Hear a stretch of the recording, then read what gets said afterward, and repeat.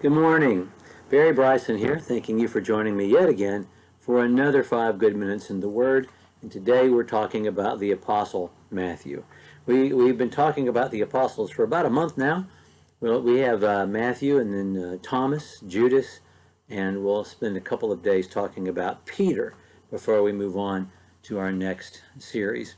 I promise I won't take nearly so much of your time today as I did yesterday or Monday this week, because there's not that much about Matthew other than that he is an apostle.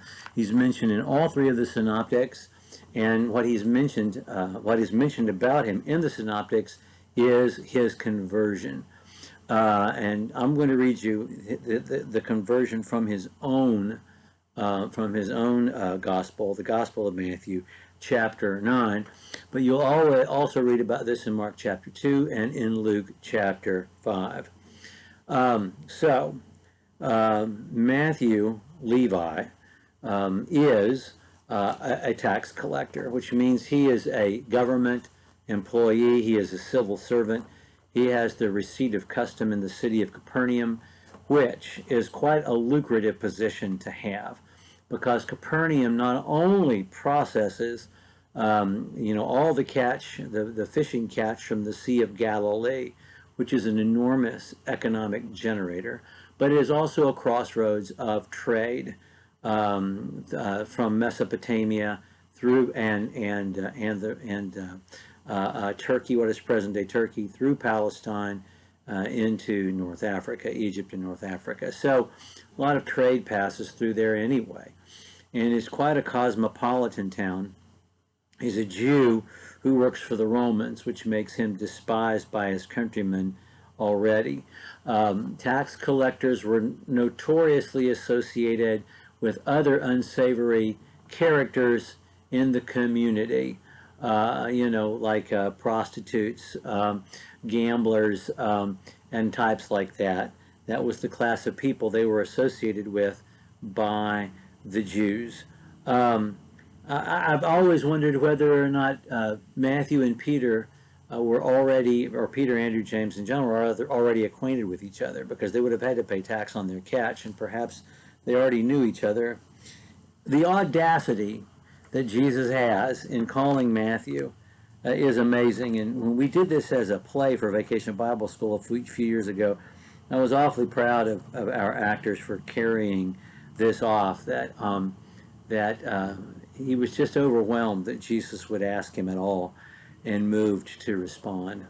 In Matthew chapter 9, it says in verse 9, "And as Jesus passed on from there, he saw a man called Matthew sitting in the tax office, and he said to him, 'Follow me.'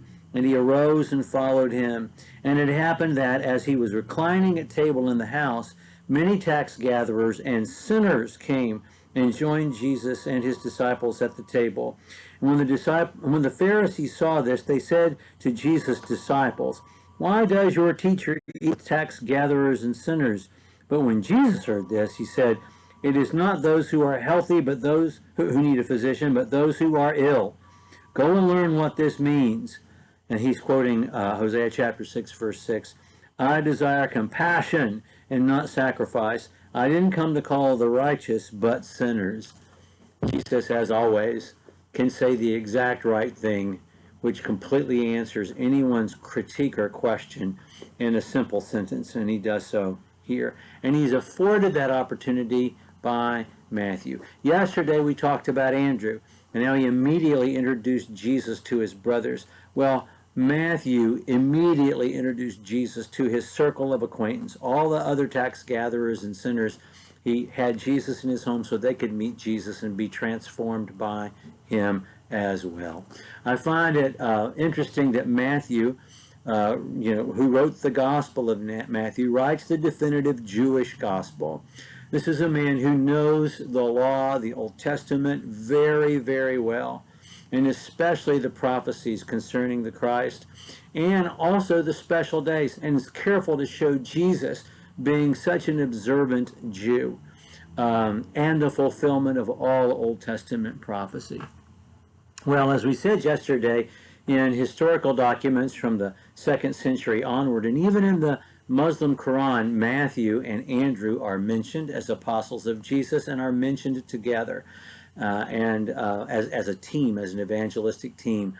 And our best history is that Matthew did indeed evangelize through North Africa and down the Nile River and into Ethiopia, where he likely spent the rest of his life and died in Ethiopia. That's what we know from Christian sources, African sources, and Muslim sources.